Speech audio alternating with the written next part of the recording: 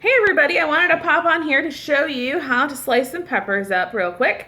Of course, you could use the grand old knife method, and I'll show you the correct way to hold your knife, but we also have a quick slice here, which allows you to prep several slices all at one time. So one cut will slice several things, and it's great for your peppers. It's also great for strawberries. You can fit several on there, hard-boiled eggs. You could do lunch meat, deli cheeses, soft cheeses like mozzarella is great on there, zucchini, cucumber, all sorts of great things. So what I did was I just took the blades off. They're very, very sharp serrated metal there. So wash with your brush or just throw it in the dishwasher. Put your pepper on there, or you can do several at a time if you'd like. And I'm gonna put it on here and push straight down. And if you need to rock it, you go handle side to side. Never rock it this way, okay? And then you have several slices of peppers.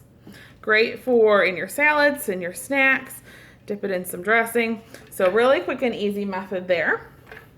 Also, of course, you can use your knife. If you're using your knife, you want to make sure that you're holding it correctly. This is a 5-inch Santoku knife. You could use a chef's knife or a Santoku knife for this job. If you're better with smaller knives, you could also use a utility knife. But when you're using a knife for chopping or dicing, you want to pinch the top of the blade, just like so, and pull your fingers around the handle. So let me show you how that would work. You keep your fingers away, claw grip, and slice. You usually want to think of it as landing a plane. You want the tip to hit first, and then you glide through. A plane doesn't just drop to the ground. That would be very bad. And it also doesn't go from the back end first. We go down from the front. So think of it as landing a plane, and then you slowly glide through. Okay, so again, if what you're cutting is too large for the knife that you're doing, you could always put the tip down and drag it as you complete your cut, okay? Don't rest your finger on the top. That's really, really hard on your finger and in your joints. And if you're holding the handle here, it's not as stable. So it's very hard to get a good cut. It's unsafe because your knife could teeter back and forth, and it's really tough on your wrist. So you wanna make sure you do your pinch grip, wrap your fingers. And when you're using the Pampered Chef's knife, sorry, let me run over here and grab it. I'll show you, it even shows you where to grab it. Okay, this is the 8-inch chef's knife, one of my favorites, but it's the pinch grip. So you pinch right where the logo is on the handle and wrap your hand around, and that will give you the correct hold for a knife.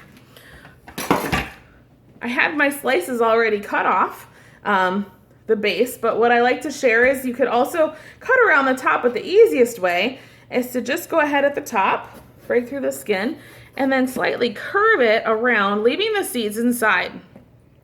If you're prepping the whole pepper, of course, do the whole thing like that. You can use the top and the bottom, anything that's the same color there.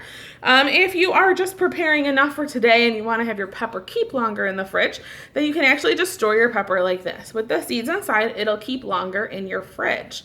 We're prepping for the whole week, so we'll do the whole pepper. Plus, this one's already starting to get some soft spots, so I want to make sure that it doesn't go bad. I'm going to be freezing sliced peppers for fajitas and different sauces. I do chicken cacciatore as well, which uses the peppers.